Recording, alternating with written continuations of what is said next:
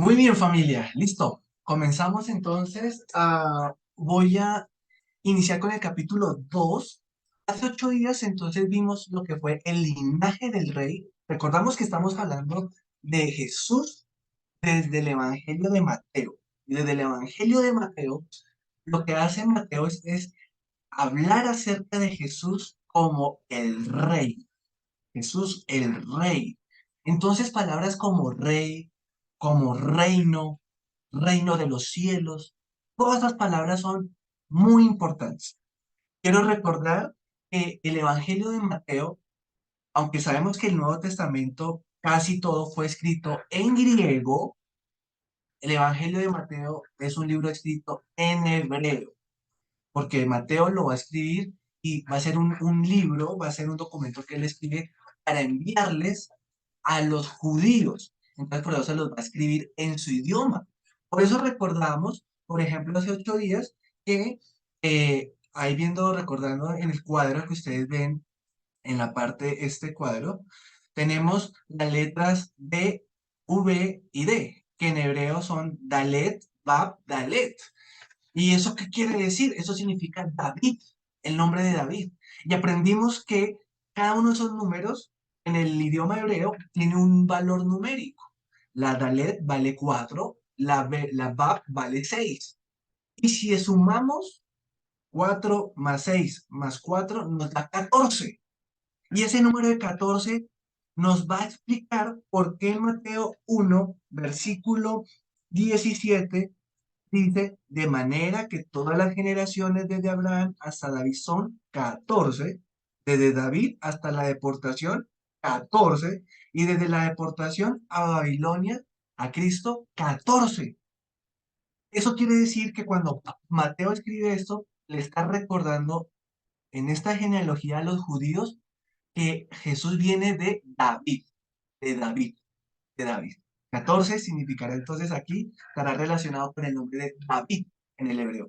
Pequeños detalles que se nos pierden, pues porque no podemos leer la Biblia toda en hebreo, ¿no? Pero son algunas cositas que puedo compartir en el tiempo nos da. Eso lo vimos hace 8 días. Hoy, entonces, vemos la búsqueda y la adoración del rey.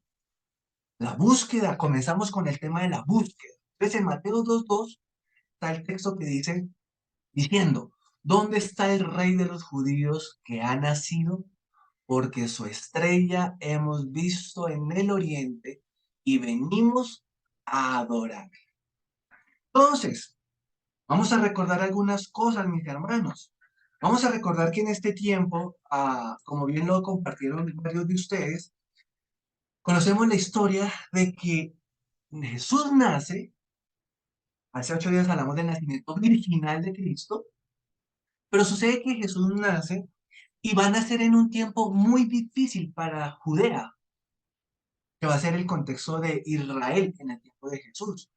Es un contexto en el que hay un rey, dice ahí en el verso 1, de que cuando Jesús nació, nació en días del rey Herodes, verso 1, en tiempos del rey Herodes.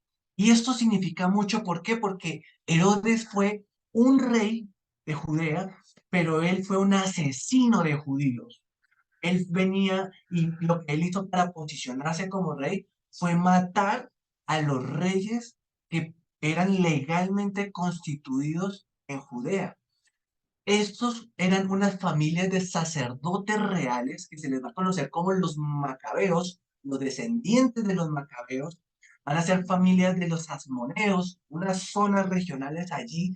Y estas familias eran sacerdotes. Recordemos en el Antiguo Testamento, el sumo sacerdote era el que gobernaba, el que apoyaba el sacerdote. Pero este linaje real, sacerdotes, va a ser asesinados por Herodes.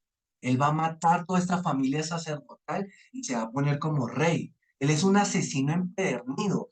Él es cruel. Él no solamente asesinó a estos sacerdotes, sino que también fue asesino de su propia familia. Este hombre era un hombre celoso del poder. Imagínense, ese era Herodes.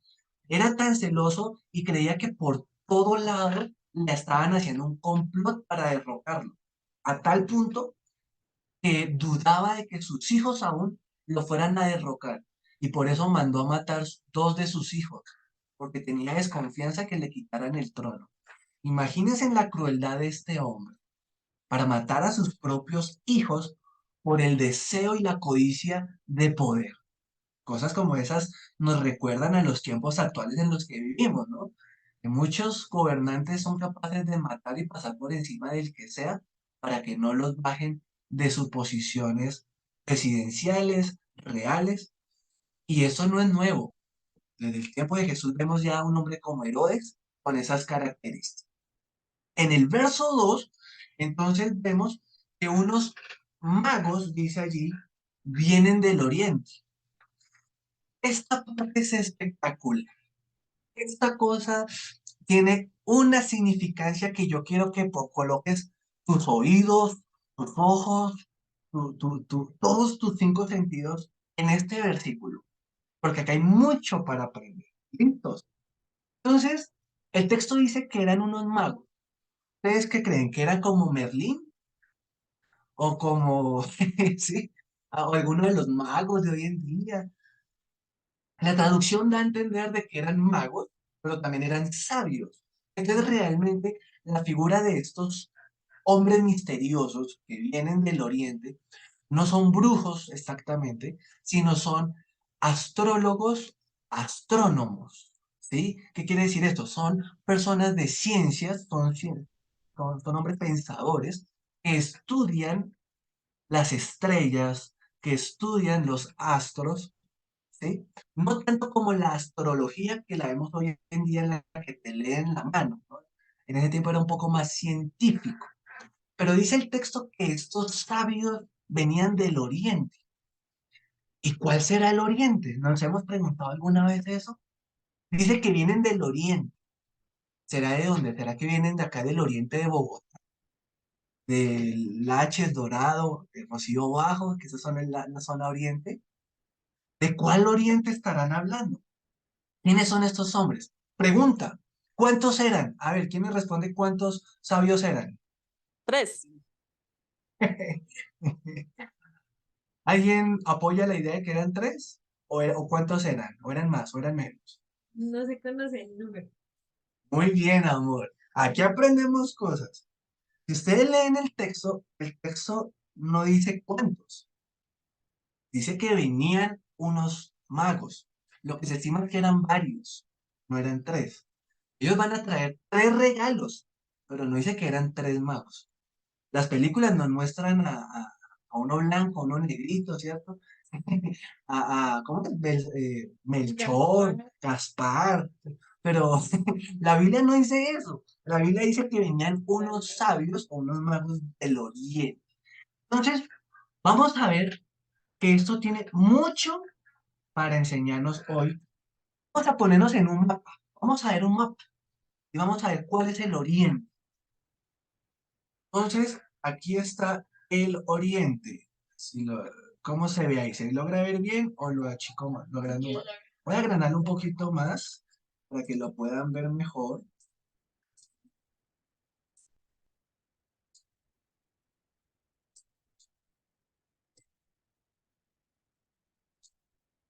Ahí de pronto ven mejor, ¿cierto? Eh, Listo. Tenemos el mapita. Yo aquí no voy a demorarme mucho, pero quiero que vean aquí un momentico este puntico. ¿Alguien logra ver aquí qué dice? Jerusalén. Jerusalén. Entonces, aquí es donde Jesús nació. Aquí. Aquí está Belén, de esta zona. Jerusalén. Y la Biblia dice que estos magos venían del oriente. Entonces, para que se ubiquen en un mapa siempre el norte va hacia arriba cuando no tiene una flechita. El mapa es el norte es arriba, el sur es abajo, el oriente siempre va a ser a la derecha del norte y el occidente a la izquierda de ese norte. Entonces, ¿eso qué quiere decir? Eso quiere decir que si aquí es Jerusalén, el oriente de Jerusalén es hacia el lado. ¿Y aquí qué vamos a encontrar?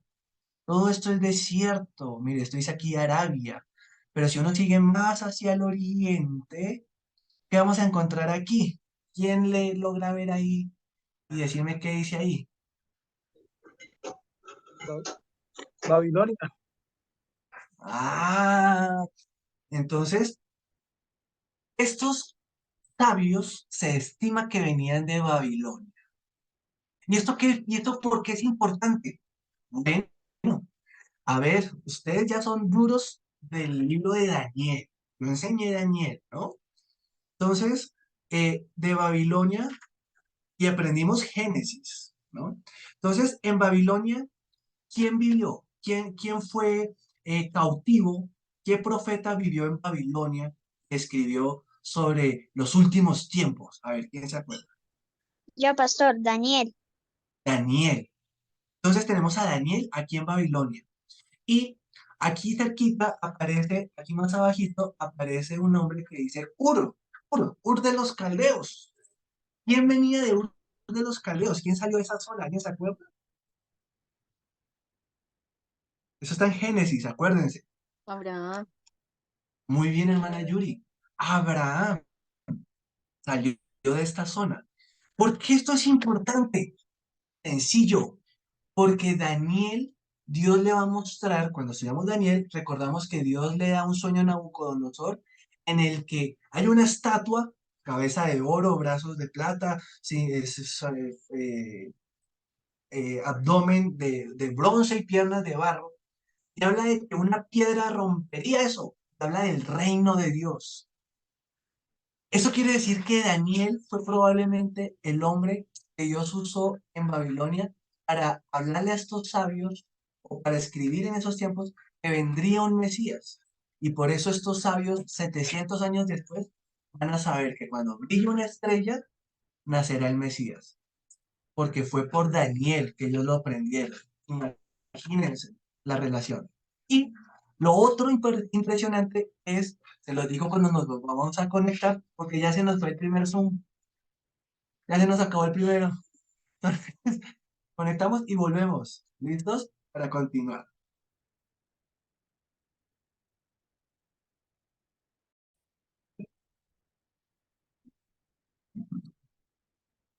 Muy bien. Entonces, retomando lo que les estaba diciendo ahorita, familia, estos sabios del Oriente o sea, habían leído los pergaminos de su lugar, de Babilonia, y habían visto que en uno de esos rollos, un hombre, Daniel, había escrito algo muy importante, unas profecías, y es la que vamos a ver, que aparecen en Daniel, capítulo 2 versículo 44. ¿Qué dice ese versículo? En nombre del Padre, el Hijo y el Espíritu Santo dice, en los días de estos reyes, el Dios del cielo levantará un reino que no será jamás destruido, ni será el reino dejado a otro pueblo. Desmenuzarán y consumirá para siempre. Muy bien, mi hermana. Muchísimas gracias. ¿Qué dice Daniel capítulo 9 verso 24? Daniel 9:24 dice, 70 semanas están determinadas sobre tu pueblo y sobre tu santa ciudad, para terminar la prevaricación y poner fin al pecado, y espiar la iniquidad para traer la justicia perdurable y sellar la visión y la profecía y ungir al santo de los santos. Muy bien. Entonces, ¿qué quiere decir eso, hermanos? Pónganle atención. Ay, yo no estaba sin cámara. Qué pena. Entonces, ¿qué quiere decir eso, hermanos? Recordemos, voy a recordarles lo que pasó allá en Daniel. ¿Listos? Para que hayamos entendido. Nabucodonosor era el rey más importante, Babilonia era el reino más importante en los tiempos de Daniel, el reino más poderoso, el que desterró a Israel y lo cautivó, ¿cierto? Y entonces Nabucodonosor tiene un sueño. Dice que en el sueño había una figura, dice que era una estatua y que la cabeza de esa estatua era una cabeza en oro. Dice que sus brazos eran en plata. Dice que su tronco, o sea, el abdomen, era en bronce y que sus piernas eran en hierro y que sus pies eran una mezcla de hierro y barro. ¿Se acuerdan de esa historia? La hemos enseñado varias veces. ¿Eh? Bueno, esa visión tan rara que tuvo, Daniel, que tuvo Nabucodonosor, era una visión que hablaba acerca de los reinos y del reino de Babilonia. ¿Sabes? Los brazos significaban el reino que destronaría Babilonia, que eran los medos y los persas. El tronco vendría a ser el imperio griego con Alejandro Magno y las piernas, las de hierro, representaban el imperio romano. ¿Qué es lo interesante?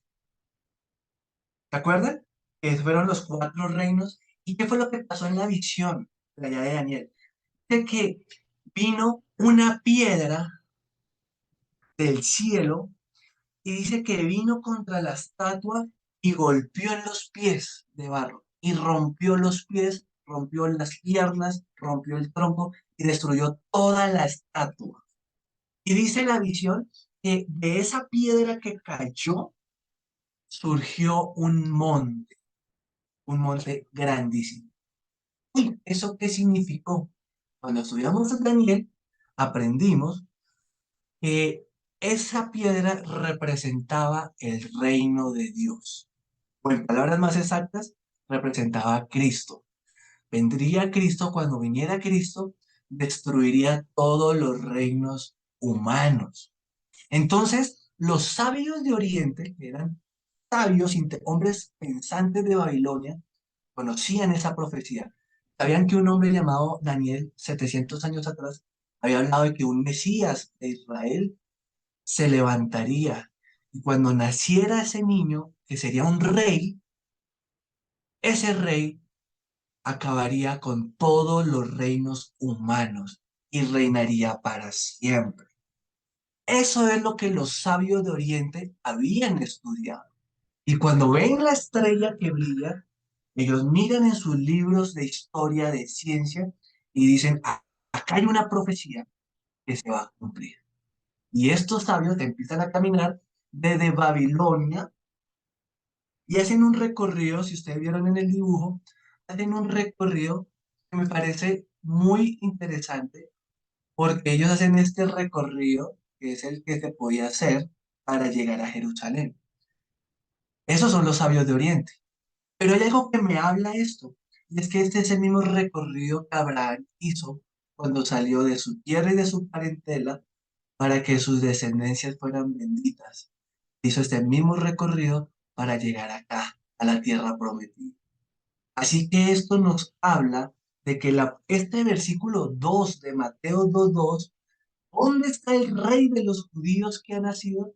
Nos está hablando de una promesa desde el tiempo de Abraham hasta el tiempo de Jesús, que van a pasar casi 2000 años después. Abraham hizo este recorrido. Ahora, el texto dice, ¿dónde está el rey de los judíos? Y yo les hago una pregunta. ¿Por qué hay que buscar a Jesús? Luego Jesús no se le aparece a todos. Miren lo interesante de este texto. Este texto nos habla de que a los sabios Jesús no se les apareció allá en Babilonia. Ellos tuvieron que buscar a Jesús. Tenían algunas ideas en Israel, en Jerusalén, en Belén, en Judea, pero no tenían bien la casa, el pesebre.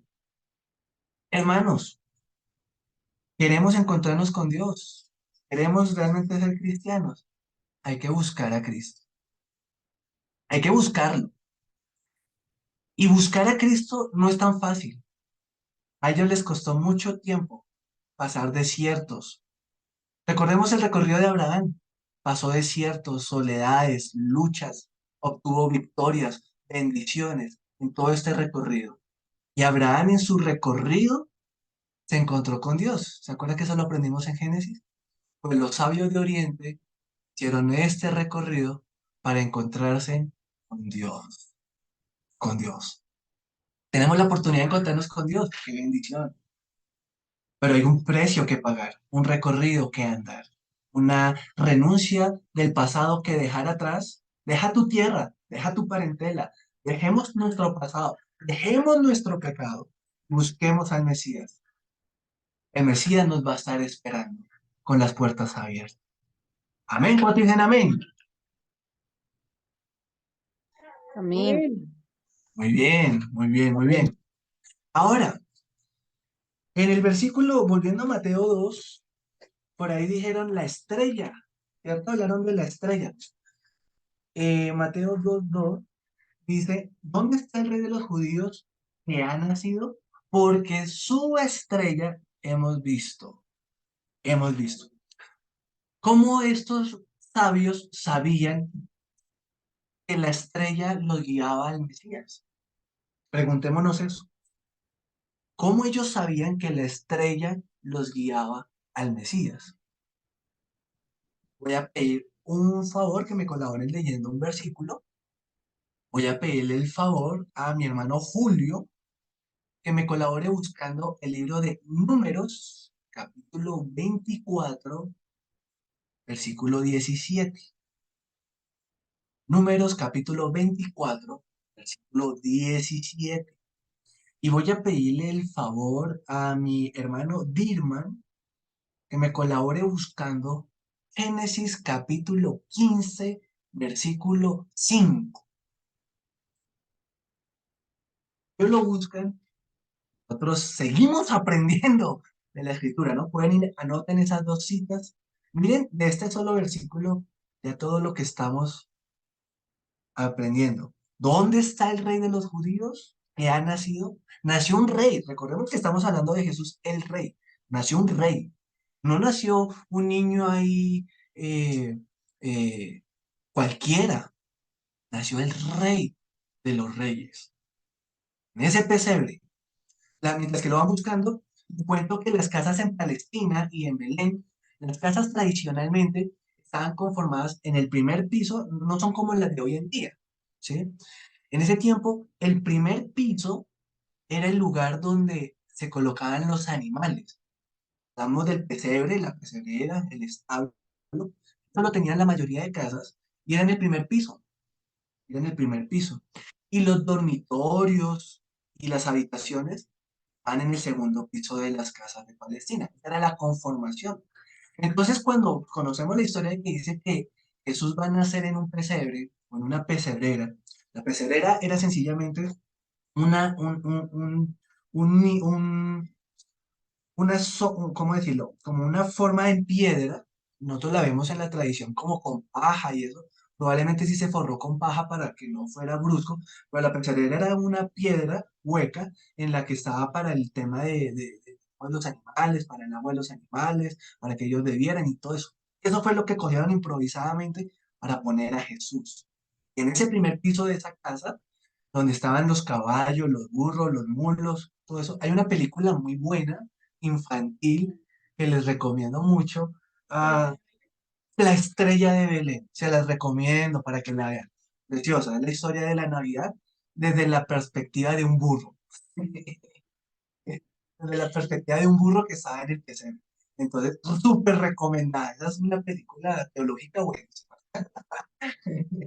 ¿Listo? Muy bonita. Entonces, listo. ¿Qué dicen esos dos textos? A ver, ¿qué Bueno, dice? Sí. Números 24:17. Lo veré, mas no ahora.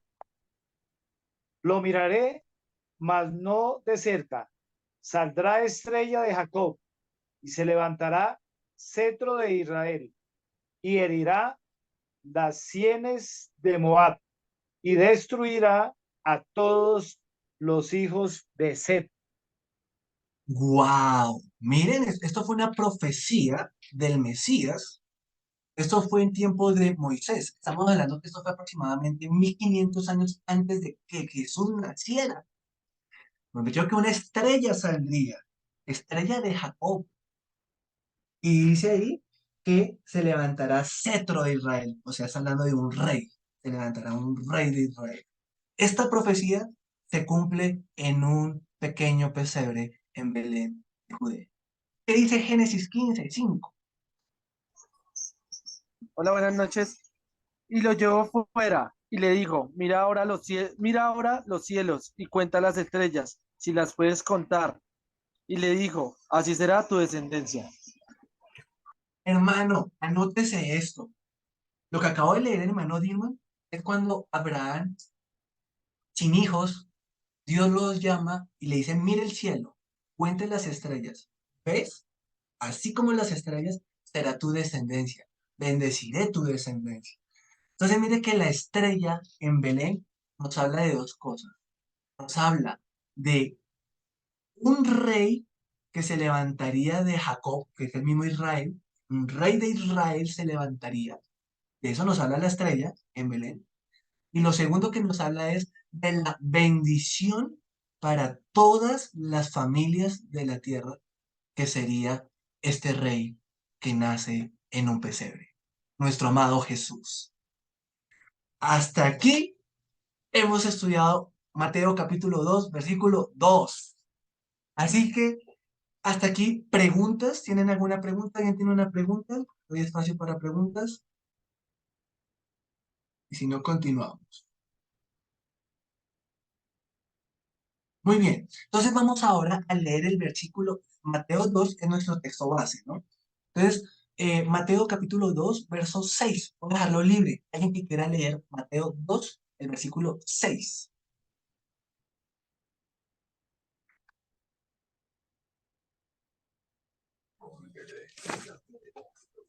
Y tú, Belén, de la tierra de Judá, no eres la más pequeña entre los príncipes de Judá, porque de ti saldrá un guiador que apacentará a mi pueblo Israel.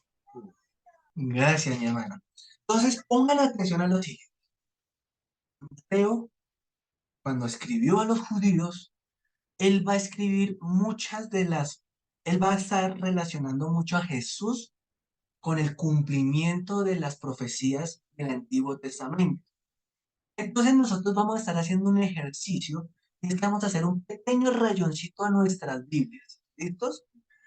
El Evangelio de Mateo tiene muchas profecías y muchas referencias del Antiguo Testamento, pero vamos a resaltar las más sobresalientes. ¿Listos? ¿Cómo las pueden resaltar? Pueden subrayar el versículo o pueden colocarle una P al ladito del versículo, una P que significa profecía, profecía. ¿Listos? Eso lo van a hacer conforme vamos avanzando. Entonces, hace 8 días vimos una profecía cumplida, que fue en Mateo capítulo 1, que nos vamos a volver un momentico, Mateo capítulo 1, versículo 22 y 23. Entonces, ahí van a tomar y van a resaltarlo, subrayarlo, colocarle una P al lado de esos versículos para que se acuerden que es una profecía cumplida.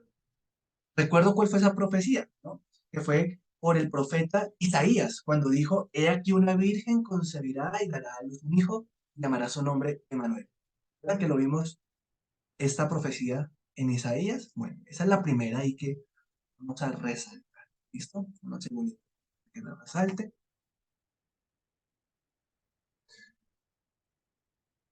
La otra que van a notar es esta que acabamos de leer.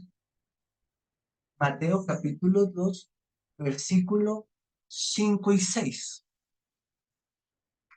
Dice, está escrito por el profeta, y tú, Belén de la tierra de Judá, no eres la más pequeña entre los príncipes de Judá, porque de ti saldrá un guiador que apacentará a mi pueblo Israel.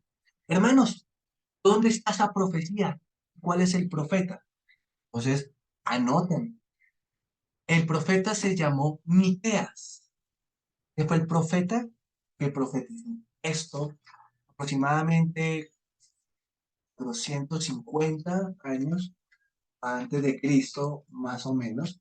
Y está Miqueas, y la cita es Miqueas capítulo 5, versículo 2.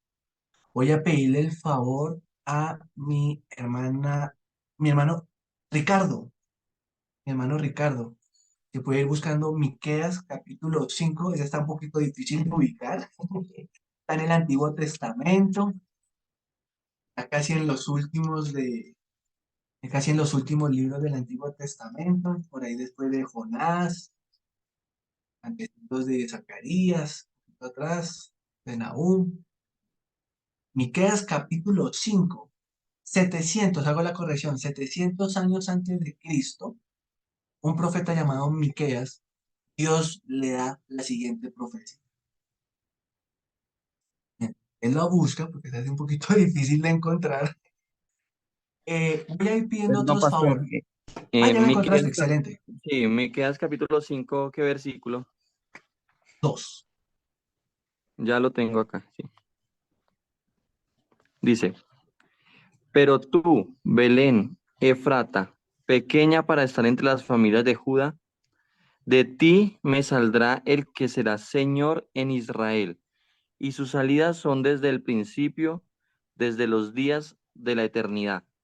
Wow, miren esto. 700 años antes de que Jesús naciera, Dios le muestra a un profeta llamado Miqueas que el Mesías nacería en Belén. Y Belén era un pueblo tan pequeñito, que los historiadores no hablan de él.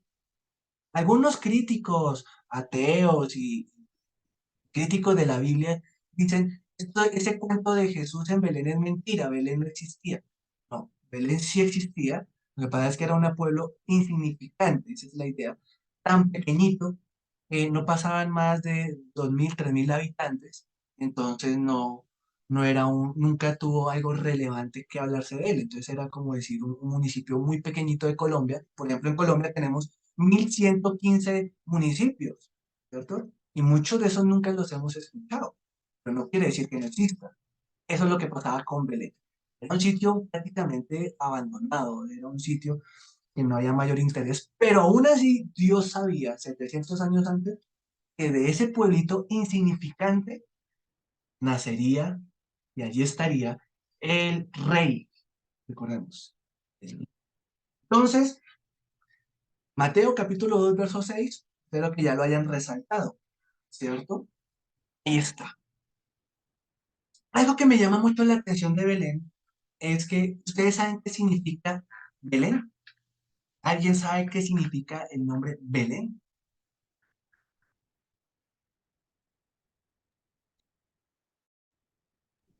Sí. Ahí sí. Ahí se te prendió el micrófono ya, pastor. ¿Señora? La casa de ¿La casa qué? pan. Sí, muy bien, muy bien. La casa de pan. Y esto es una cosa fabulosa, hermano. Hoy vamos a- tranquilos que esto queda grabado. Que algo si algo no cogen, pueden volverlo a escuchar. Porque pues estudiamos varias historias en la Biblia que se relacionan con este nacimiento del Mesías. Belén es una ciudad, aunque insignificante, va a tener unas memorias muy bellas. Y es que significa la casa de pan. Eso significa. Pero una de las historias más maravillosas en este lugar va a ser la historia de Ruth, una mujer moabita que se llama Ruth. Y hay un libro en el Antiguo Testamento que se llama Ruth. Y la historia de ella es maravillosa.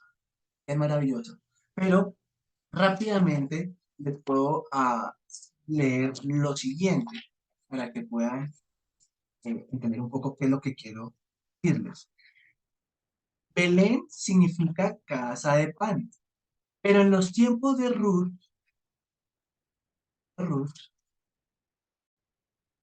en los tiempos de Ruth, dice en el Ruth 1:1, dice que aconteció en los días que gobernaban los jueces que hubo hambre en la tierra. ¿A qué voy? En el tiempo de Ruth, Belén, la casa de pan, sufrió escasez. En otras palabras, la casa de pan no tenía pan. Y por esta situación de escasez es que viene toda la historia de Ruth, donde ellos tienen que ser migrantes, tienen que salir de su país. Por eso Dios tiene un corazón muy compasivo hacia los migrantes, hacia los extranjeros. Y así como hablamos ahorita un poquito de la adopción, aquí podemos hacer un paréntesis sobre el trato del extranjero. La Biblia nos llama a tratar con dignidad al extranjero. Y en el caso de Ruth fue una migrante, porque su tierra, que era Belén, sufrió hambre.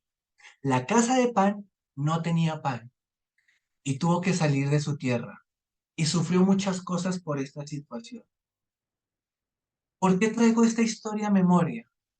Porque en el año del nacimiento de Jesús, año 4 antes de Cristo, en la ciudad de Belén, la casa de pan, donde en un tiempo no hubo pan, nació el pan de vida eterna, Jesús. ¿Se acuerdan que esa es una de las características de Jesús? Jesús es el pan que descendió del cielo. ¿De qué nos habla esto cuando dice Belén? Nos habla de que Dios es un Dios que nos ama tanto que envió a su Hijo a proveer lo que nos faltaba. Y sabemos que lo que más nos faltaba era el perdón, la salvación. Y eso fue lo que vino a hacer Jesús. Así que en Belén, la casa del pan, nació el pan de vida eterna. ¿Cuántos dicen amén? Amén. Amén. Eso, muy bien. Amén. Todo. Amén, Amén. amén. Muy bien. Ahora, dije que hoy iba a enseñar dos cosas. No sé si el tiempo me dé, pues no corro, pero uno, la búsqueda del rey. Y hemos visto ya la búsqueda del rey. Están buscando ese rey. Lo segundo, la adoración del rey. La adoración del rey. Mateo 2:11. Voy a pedir el favor a alguien que lea ese versículo. Lo pueden leer ahí desde la pantalla, ¿no? Publicada. Y al entrar en la casa, vieron al niño con su madre María y postrándose lo adoraron. Y abrieron sus tesoros, le ofrecieron presentes, oro, incienso y mirra. Muy bien. Entonces, ustedes en su casa pueden hacer el análisis del versículo 11 como lo hicieron con el 2. Ahorita no tenemos el tiempo, pero cuando terminemos pueden escribir y mirar qué quiere decir eso de entrar en la casa. Vieron al niño con su madre María, ¿qué querrá decir eso? Mostrándolo, lo adoraron. Cada cosita de esa tiene mucho significado. Pero yo les comparto lo siguiente. Hay varias cosas que me llaman la atención de este verso. Por una parte, buscar a Jesús es una cosa. Otra cosa diferente es entrar. Una cosa es las personas que están por ahí diciendo, ay, yo quisiera conocer a Dios, pero no hay compromiso. Y Dios no se le aparece a los que no tienen compromiso. Dios quiere aparecérsele a todos, pero él solo se aparece a quienes se comprometen. Y los que estaban buscando a Jesús, no solo lo buscaron, sino que se comprometieron y entraron a la casa. Entraron a la casa. Ten cuidado, te lo digo a ti. De pronto no seas tú alguien que estás buscando a Jesús, pero cuando estés a punto de encontrarlo, no te comprometas y prefieres quedarte fuera de la casa que comprometerte. Encontrar a Jesús implica encontrarte con un rey. Y encontrarte con un rey implica renunciar a tu forma de vivir la vida, de gobernarte, me autogobierno y decido someterme. Esa palabra no nos gusta, pero someterme al reinado de Jesús. Eso significa entrar a la casa. ¿Están listos para entrar a la casa? Pues acá dice que ellos estaban listos. Entraron a la casa, vieron al niño con su madre. Quiero dejar esto para reflexión. Esto nos sirve como un argumento para, no para debatir, sino para orientar a nuestros hermanos católicos. Dice que cuando entraron, vieron al niño y vieron a María. Pero dice que postrándose lo adoraron. No dice los adoraron. Yo no me lo invento. El texto lo dice. Si a María se le adorara, ellos se hubieran postrado y hubieran adorado a Jesús y a María. Pero el texto claramente dice que se postraron y adoraron en singular. ¿Por qué? Porque Jesús era el único digno de ser adorado, porque Él era Dios, recordemos eso. Él era Dios, hijo de Dios. María fue una sierva del Señor que Dios la usó para que Jesús tuviera una naturaleza humana. Pero toda la bendición divina, todo lo que es el ADN, llamémoslo así, el ADN divino de Jesús, eso no tuvo nada que ver María ni José. Fue el Espíritu Santo cuando vino sobre María. Ella vino a ser un instrumento en las manos de Dios, pero el artista fue Dios. Y Jesús va a ser el Hijo de Dios, Dios mismo encarnado, y por eso a Él se le adora, como lo dirían los judíos, un único Dios que se le adora. Ahora, tres recursos, y esto se lo voy a preguntar para que algunos de ustedes me lo respondan, porque el año pasado lo repetí como 7 veces en el parque. Oro, incienso y mirra. ¿Alguien se acuerda qué significan esos tres materiales? Bueno, lo voy a responder yo porque el tiempo nos quedan 6 minuticos. El oro era un material, era un metal que se le obsequiaba a los reyes porque era costosísimo. O sea, era un regalo solo, un presente solo para reyes. El incienso era un material, era una especie aromática que se llevaba al templo, era muy fino y se usaba para aromatizar el ambiente, ¿sí? Era un fragante, era como un perfume, eran unas plantas que se quemaban y eso generaba un humo delicioso. No es el eucalipto de nosotros, ¿no? De nuestro contexto. No, eran unas fragancias muy finas. Y la mirra también era una especie, pero esta se usaba especialmente para embalsamar a los muertos, ¿sí? Era una especie de aromática, era una especie que se usaba para embalsamar cuando las personas morían. ¿Por qué se le da estos tres materiales, estos tres obsequios a Jesús? Primero porque los tres eran muy costosos. El oro, el incienso y la mirra eran costosos. Pero a la vez, estos tres materiales van a representar a Jesús. El oro representa el nacimiento del rey. El incienso representa la vida fragante de ese rey.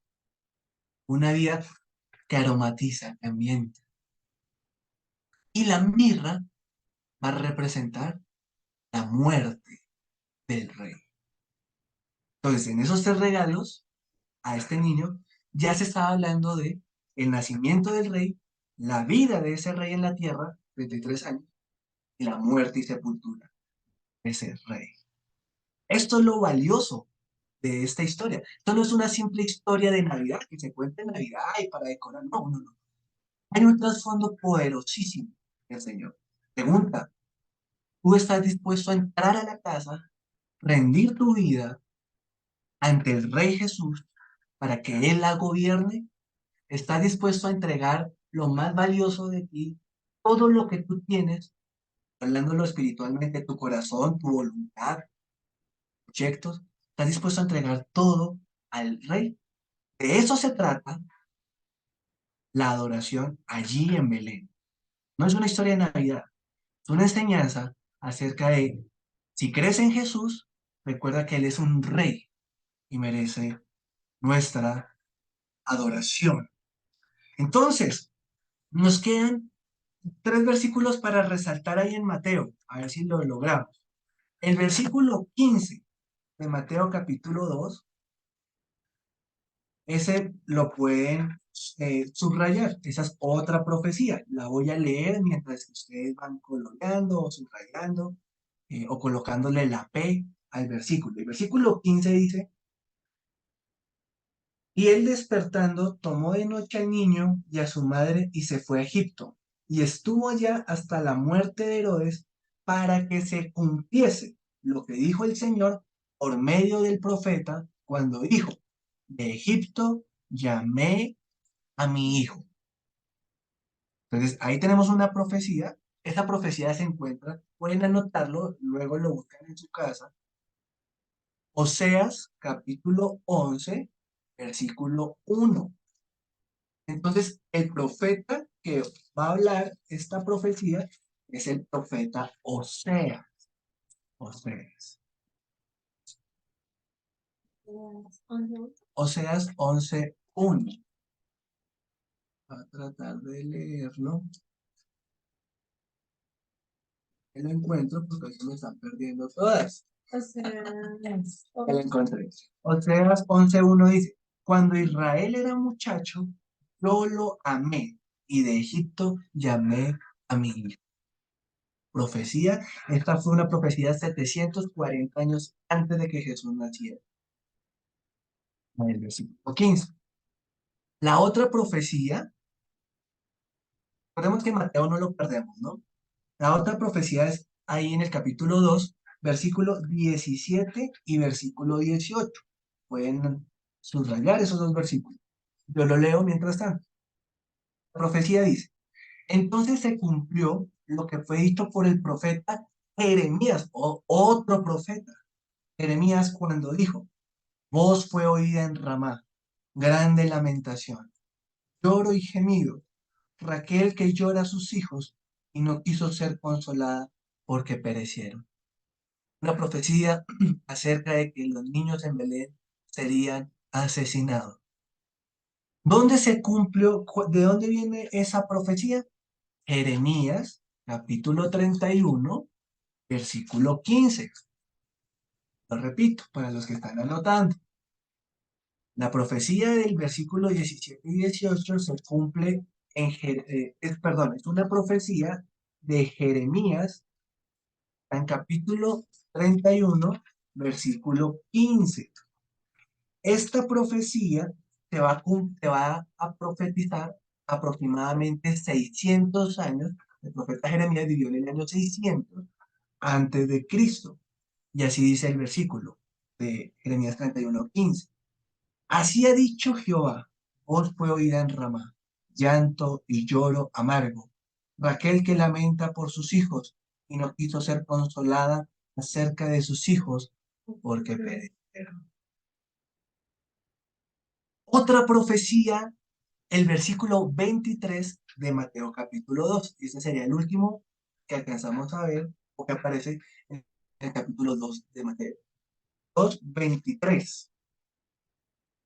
Dice allí el versículo, Mateo 2:23 dice, ahí pueden subrayarlo: y vino y habitó en la ciudad que se llama Nazaret, para que se cumpliese lo que fue dicho por los profetas, que habría de ser llamado Nazareno.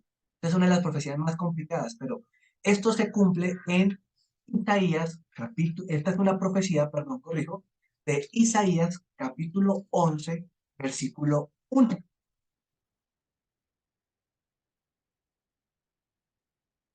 Me van buscando ahí.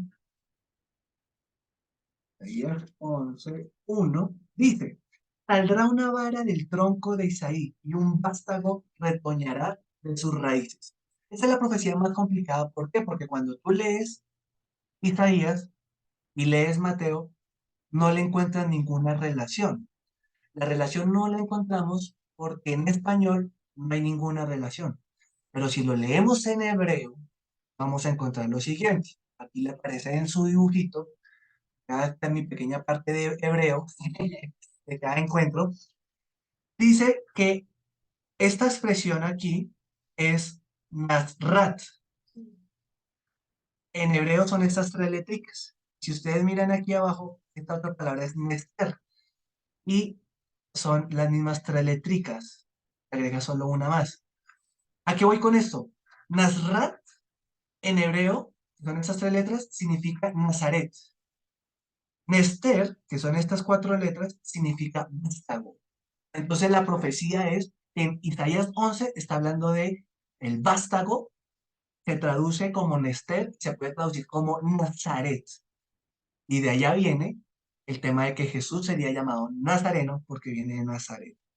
Hermanos, se terminó el tiempo, se cierra el Zoom en cualquier instante. Dios les bendiga. Esto queda grabado en YouTube. El que quiera volverlo a ver, me comparte el link. Y Dios me lo bendiga. Feliz noche. Nos vemos en otro día. Feliz noche, Dios los bendiga. Amén, Chao. bendiciones, buenas noches. Hasta Espero que luego. hayan Bendiciones, familia. Hasta luego.